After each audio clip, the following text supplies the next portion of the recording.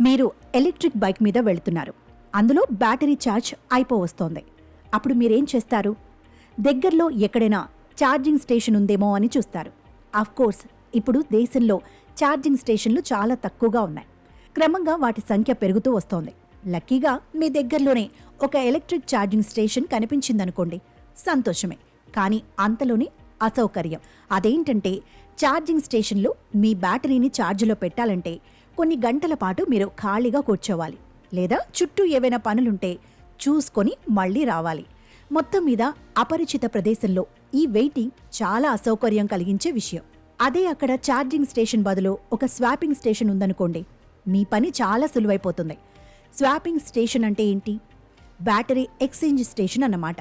Discharge అయిన మీ బ్యాటరీని అక్కడిచ్చేసి already అక్కడ ఛార్జ్ అయిన ఓ కొత్త బ్యాటరీని మీరు తీసేసుకోవచ్చు. మీ వాహనంలో దాన్ని పెట్టుకొని జూమ్ అని వెళ్ళిపోవచ్చు.